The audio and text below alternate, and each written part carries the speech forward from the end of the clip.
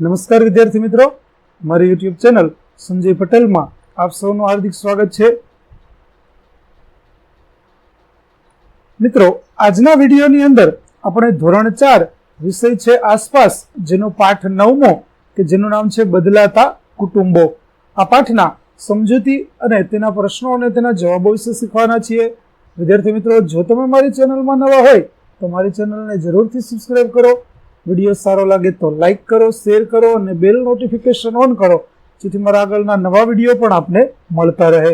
તેમજ વિદ્યાર્થી મિત્રો, આ પાઠની પીડીએફ જોવા માટે પ્લે સ્ટોરમાં જઈ અને અમારી એપ્લિકેશન વિશ્વગુરુ STD 1 થી 12 ગુજરાતી ડાઉનલોડ કરી તમારા મોબાઈલમાં ઇન્સ્ટોલ કરો. જે તમે શરૂ કરશો તો તમને આ પ્રકારે જોવા મળશે, જેમાં બધા ધોરણની અંદર તમને ધોરણ બતાવશે, ધોરણ પસંદ કરશો એટલે વિષય બતાવશે, વિષય પસંદ કરશો એટલે પાઠ બતાવશે. જેમાં વિડીયો ઉપર ક્લિક કરશો તો તમને વિડીયો જોવા મળશે અને PDF ઉપર ક્લિક કરશો તો તમને PDF જોવા મળશે. તો આશા રાખું છું અમારી એપ્લિકેશન આપ સૌને ગમશે. જરૂર ડાઉનલોડ કરજો મિત્રો. તો ચાલો મિત્રો, હવે આપણે શરૂ કરીએ પાઠ 9મો બદલાતા કુટુંબો.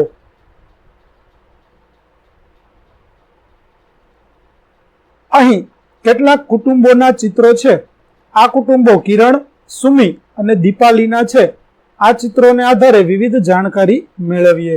સૌપ્રથમ આપણે કિરણના કુટુંબની વાત કરીએ તો કિરણના કુટુંબમાં ખૂબ જ ઉત્સાહ છે, કારણ કે તેની નાની બહેન જન્મી છે. કિરણ અને તેનો પરિવાર ખુશ છે.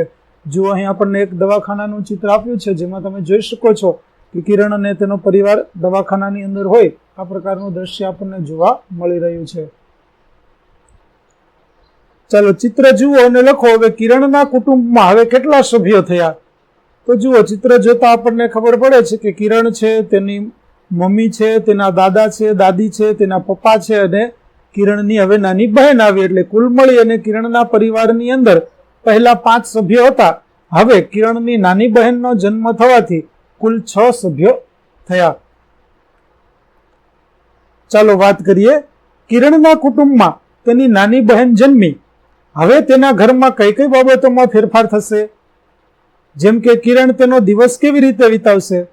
તો કિરણ તેની બેનના જન્મ બાદ તેના દિવસનો મોટા ભાગનો સમય નાની બહેનને રમાડવામાં વિતાવશે, થોડો સમય ભણવામાં અને શાળાએ જવામાં પણ વિતાવશે. બીજો પ્રશ્ન, તેની મમ્મીને હવે ક્યાં ક્યાં કામ વધશે? તો નાની બેબીના જન્મ બાદ કિરણ મમ્મીને ઘરના અન્ય કામો સાથે નાની બેબીનું ધ્યાન રાખવું પડશે. તેના માટે જરૂરી ચીજ વસ્તુઓની સાફ સફાઈ કરવી, તેને નવડાવવું, ખવડાવવું, સુવડાવવી વગેરે બધા કામો વધી જશે. ચાલો આગળનો પ્રશ્ન, ઘરમાં નાનું બાળક હોય તો કેવા ફેરફાર જોવા મળે છે? તો ઘરમાં નાનું બાળક હોય તો જમવાના, સુવાના, ઉઠવાના સમયમાં ફેરફાર થઈ જાય છે. કારણ કે નાનું બાળક છે, તેના સમયે ઉઠવાનું, સુવાનું આ બધું છે તે કરવું પડતું હોય છે. એટલે સમયની અંદર આપણે તે પ્રમાણે ચાલવું પડતું હોય છે. ચાલો આગળ, તમે જાણતા હોય તેવા કુટુંબમાં નાનું બાળક હોય તો તેના વિશે જાણકારી મેળવી નીચેના પ્રશ્નોના જવાબ લખો. તો વિદ્યાર્થી મિત્રો, આ પ્રશ્ન માટે તમે તમારા ઘરની અંદર જો આવું નાનું બાળક હોય તો તેના વિશે લખી શકો, અથવા તો ન હોય તો આજુબાજુમાંથી કોઈ નાનું બાળક હોય, જે પરિવારની અંદર નાનું બાળક છે તેના વિશે તમે લખી શકો. જેમ કે તમારી આસપાસ સૌથી નાનું બાળક કોના ઘરે છે? તો મારી આસપાસ સૌથી નાનું બાળક મારા કાકાના ઘરે છે. બાળકનો જન્મ ક્યારે થયો હતો? તો બાળકનો જન્મ 15/12/2023 ના રોજ થયો હતો. તે બાળકની ઉંમર કેટલી છે? તો આજે તે બાળકની ઉંમર 10 માસ જેટલી થઈ છે. તમારે એની સાથે શું સગપણ છે? તો મારે એ ભાઈ થાય, એટલે કે પિતરાઈ ભાઈ થાય. બાળકનો જન્મ ક્યાં થયો હતો? તો બાળકનો જન્મ રાજકોટમાં થયો હતો. બાળકને દાંત છે? તો બાળકને હજુ 4 દાંત આવ્યા છે. બાળકને શું ખવડાવાય છે? તો બાળકને ખીચડી, પાતળી દાળ, દૂધ, ફળો વગેરે ખવડાવાય છે. તે બાળકનું ચિત્ર દોરો કે ફોટોગ્રાફ ચોંટાડો. તો અહીં વિદ્યાર્થી મિત્રો, એક બાળકનું નમૂનારૂપ ચિત્ર મેં લગાવેલું છે. તમને ફોટો મળે તો ફોટોગ્રાફ તમે ચોંટાડી શકો, અથવા તો બાળકનું ચિત્ર પણ દોરી શકો. ચાલો, તો હવે કિરણની વાત અહીં પૂરી થઈ છે. હવે આગળ આપણે સુમીની વાત જોઈએ. સુમીના પિતાજી સરકારી નોકરી કરે છે. તેમને બઢતી મળી અને અન્ય શહેરમાં બદલી થઈ. હવે આપણે સુમીના પરિવાર અંગે જોઈશું. તો વિદ્યાર્થી મિત્રો, નોકરી જે વ્યક્તિ કરતી હોય તે વ્યક્તિને અમુક સમયની નોકરી થાય તેમનો અનુભવ જેમ જેમ વધતો જાય તેમ તેમ તેને જે નોકરી હોય તેનાથી થોડી ઊંચી પોસ્ટ છે તે મળતી હોય છે, તેને બઢતી કહેવામાં આવે. તો અહીં કિરણના પિતા છે તેને પણ નોકરીની અંદર બઢતી મળે છે અને તેની સાથે સાથે તેની બદલી પણ થાય છે. બદલી એટલે એક જગ્યાએથી બીજી જગ્યાએ નોકરીનું સ્થળાંતર થાય તેને બદલી કહેવાય. તો આવી રીતે સુમીના પરિવારમાં તેના પિતાની બદલી થાય છે અને તેના કારણે સુમીના પરિવાર અંગે આપણે હવે જોઈએ શું શું બદલાવ આવે છે. સુમીના પિતાજી ઓફિસેથી ઘરે આવ્યા. એમણે બઢતી અને બદલીની વાત કરી. હવે શું થયું હશે તે અંગે જોઈએ. સુમીના પિતાજીની બદલી થઈ. હવે નવી જગ્યાએ જવા તેઓ કેવી તૈયારીઓ કરશે? તો સૌપ્રથમ તો નવું ઘર ખરીદવું કે ભાડે લેવું પડશે. જે શહેરની અંદર બદલી થઈ હશે તે શહેરમાં રહેવા માટેની જગ્યા શોધવી પડશે. ત્યાં રહેવા માટે જરૂરી સામાન જૂના ઘરેથી લઈ જવો પડશે અથવા તો નવો ખરીદવો પડશે. સુમીને નવી શાળામાં પ્રવેશ લેવો પડશે વગેરે ઘણી બધી તૈયારીઓ કરવી પડશે. જુઓ, અહીં ચિત્રની અંદર પણ આપણને સામાનનું પેકિંગ થઈ રહ્યું હોય તેવું જોવા મળી રહ્યું છે. સુમીના પિતાજીની સાથે નવા સ્થળે કોણ કોણ જશે અને સુમી કેવી શાળામાં દાખલ થશે? તો સુમીના પિતાજીની સાથે સુમીના માતા અને સુમી નવા સ્થળે જશે. સુમી તેના ઘરની નજીકની શાળામાં દાખલ થશે. તમારા પરિવારના કોઈ સભ્યને કામના લીધે બીજા ગામ કે શહેર જવું પડ્યું છે? તો હા, મારા પરિવારમાંથી મારા કાકા કામના લીધે રાજકોટ ગયા છે. વિદ્યાર્થી મિત્રો, અહીં તમારે તમારા પરિવારમાંથી જો કોઈ વ્યક્તિ કામકાજ અર્થે બહાર ગયું હોય તો તેના વિશે પણ તમે લખી શકો અને જે શહેરની અંદર ગયા હોય તે શહેરનું નામ પણ લખી શકો. તમારી શાળામાં છેલ્લે કોણે પ્રવેશ લીધો અને કેમ? તો વિદ્યાર્થી મિત્રો, આ પ્રશ્નનો જવાબ છે તે તમારી શાળા પ્રમાણે તમારે લખવાનો રહેશે, કેમ કે દરેક શાળામાં જુદા જુદા વિદ્યાર્થીઓએ પ્રવેશ લીધો હશે. પછી તમારી શાળામાં બીજા ગામ કે શહેરમાંથી આવેલ વિદ્યાર્થી અંગે નોંધ કરો. તો અહીં વિદ્યાર્થી મિત્રો, આ પણ પ્રશ્નનો જવાબો છે તે પણ તમારે તમારી શાળાને ધ્યાનમાં રાખી અને લખવાના રહેશે. જેમ કે ક્રમની અંદર તમારે 1, 2, 3, 4 એવી રીતે ક્રમ લખવાના છે. વિદ્યાર્થીનું નામ લખવાનું, ત્યાર પછી તે વિદ્યાર્થી કયા ગામથી આવ્યો છે તે લખવાનું છે, ક્યારે આવ્યો એટલે કે કઈ તારીખે આવ્યો તે લખવાનું છે, તે જે શાળામાં ભણતો હતો તે શાળા કઈ હતી તે શાળાનું નામ લખવાનું છે, પછી તે જે શાળામાં ભણતો ત્યાં કઈ કઈ સારી બાબતો હતી તેના વિશે લખવાનું છે, અને અહીંની શાળામાં આવ્યા પછી આ શાળામાં તેને શું શું નવું લાગ્યું તે તમારે લખવાનું છે. તો દરેક વિદ્યાર્થીઓએ પોતાની શાળા પ્રમાણે વિગતો છે તે લખવાની રહેશે. ચાલો, તો અહીં સુમીની વાત પણ પૂરી થઈ છે. હવે આપણે દીપાલીની વાત કરીએ. દીપાલીના ઘરે આજે સૌ ખુશ છે, બધા આનંદ કરે છે. દીપાલીના કાકાના દીકરાના આજે લગ્ન છે. તમે પણ કેટલાય લગ્નો જોયા હશે. આ લગ્ન અંગેના ચિત્રો જુઓ અને તેમના વિશે ચર્ચા કરો. વિદ્યાર્થી મિત્રો, લગ્ન હોય એટલે આનંદ પ્રસંગ તો હોય જ, કેમ કે તેમાં ડીજે હોય, ઢોલ વાગતા હોય અને શરણાઈના સૂર પણ સાંભળવા મળે, સાથે સાથે ફટાકડાની પણ ધૂમ મચતી હોય. એવા લગ્નની અંદર માલવાની ખૂબ જ મજા આવે. સારું સારું જમવાનું પણ મળે, દાંડિયા રસ તેમજ ડિસ્કો કરવાની પણ આપણને મજા આવે છે. તો અહીં આપણને લગ્નને લગતી વિધિઓના કેટલાક ફોટોગ્રાફ્સ આપેલા છે. તે ફોટોગ્રાફ્સ વિશે આપણે ચર્ચા કરીએ અને જાણીએ કે તે ફોટોગ્રાફ્સ શેના છે. તો સૌપ્રથમ આ બાજુ જે આપણને ચિત્ર જોવા મળે છે તે ચિત્રની અંદર વરરાજા અને કન્યાની લગ્ન વિધિ થઈ રહી હોય આ પ્રકારનું ચિત્ર છે તે જોવા મળી રહ્યું છે. ત્યાર પછીના ચિત્રની અંદર વરરાજા અને કન્યા સપ્તપદીના 7 ફેરા ફરી રહ્યા છે. વિદ્યાર્થી મિત્રો, તમે પણ લગ્નની અંદર ગયા જશો અને આ બધા જ પ્રકારની વિધિ છે તે તમે જોઈ હશે. ત્યાર પછી આ ચિત્રમાં વરરાજા અને કન્યા કંસાર જમે છે અને વડીલો તેમને આશીર્વાદ આપે છે. તો કંસાર જમવાની પણ એક વિધિ છે, તે પણ આપણા લગ્નોની અંદર આવે છે, તે તમે જોઈ હશે. ત્યાર પછી આ ચિત્રમાં લગ્ન પહેલા કન્યાના હાથમાં જે મહેંદી મૂકવામાં આવે છે તેનું છે. આજે આપણે જેને મહેંદી રસમ તરીકે ઓળખીએ છીએ, તો મહેંદી રસમની ચિત્ર છે તે આપણને અહીં આપવામાં આવેલું છે. ત્યાર પછી અંતિમ ચિત્ર છે તે કન્યા વિદાયનું છે, કે જેમાં લગ્નની તમામ વિધિઓ પૂરી થયા પછી કન્યાને પિયરમાંથી સાસરે વળાવવામાં આવે છે, જેને કન્યા વિદાયનો પ્રસંગ કહેવાય. તો આ ચિત્ર છે તે કન્યા વિદાયનું આપણને જોવા મળી રહ્યું છે. ચાલો હવે વિચારો અને કહો દીપાલીના કાકાના દીકરાના લગ્ન થયા. હવે દીપાલીના ઘરમાં શું ફેરફાર થશે?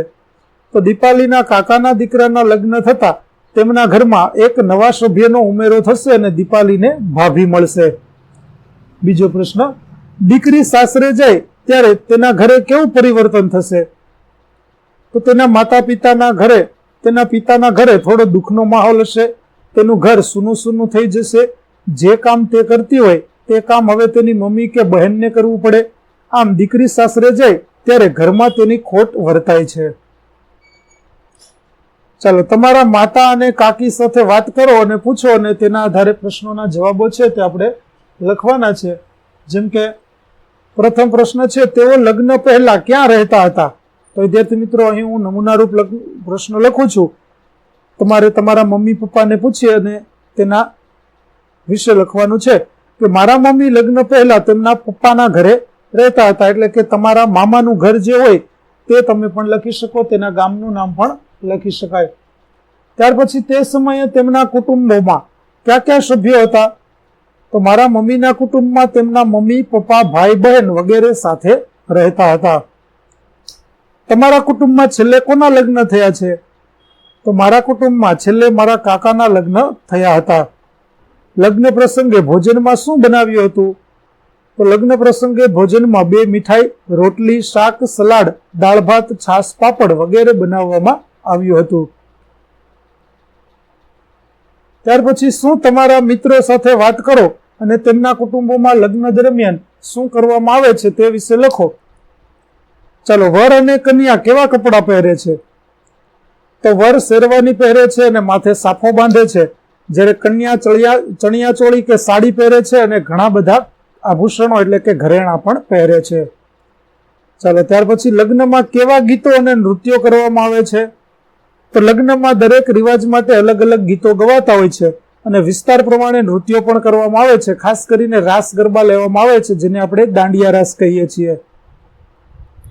ત્યાર પછી તમે ગયેલ લગ્ન પ્રસંગમાં તમે શું શું જોયું તેના વિશે લખો. તો મેં લગ્ન પ્રસંગમાં શણગારેલા મંડપ જોયા, ફટાકડા ફોડવામાં આવતા હતા, ડીજે વાગી રહ્યું હતું, બધા ડિસ્કો કરી રહ્યા હતા, આવું બધું જોયું. આપણે કિરણ, સુમી અને દીપાલીના કુટુંબોમાં અલગ અલગ કારણોથી થયેલ ફેરફાર જોયા. આ ફેરફાર માટેના કારણો લખો. તો સૌપ્રથમ કિરણના કુટુંબમાં ફેરફાર થયો તેના માટેના કારણો જોઈએ. તો કિરણના કુટુંબમાં તેની નાની બહેનનો જન્મ થતા નવા સભ્યનો ઉમેરો થવાથી ફેરફાર થયો. જ્યારે સુમીના કુટુંબની અંદર સુમીના પિતાની બદલી બીજા શહેરમાં થતા તેના કુટુંબમાં ફેરફાર થયો. દીપાલીના કુટુંબમાં દીપાલીના કાકાના દીકરાના લગ્ન થતા તેના કુટુંબમાં એક નવો સભ્ય ઉમેરાતા બદલાવ આવ્યો. આમ કુટુંબોમાં ફેરફારના આ સિવાયના કયા કારણો હોઈ શકે? તો જો કોઈ સભ્યની નોકરી બીજા શહેરમાં લાગે ત્યારે પરિવારના કોઈ સભ્યનું મૃત્યુ થાય કે કોઈનો જન્મ થાય ત્યારે પરિવારના કોઈ સભ્ય બીજે ભણવા માટે જાય ત્યારે કુટુંબોમાં ફેરફાર થતો હોય છે. વિદ્યાર્થી મિત્રો, તમારા કુટુંબની અંદર પણ આવા ફેરફારો થયા હશે, તેના વિશે પણ તમારા વડીલો પાસેથી તમે જાણકારી અવશ્ય મેળવજો. ચાલો, 3 વડીલો સાથે વાત કરો.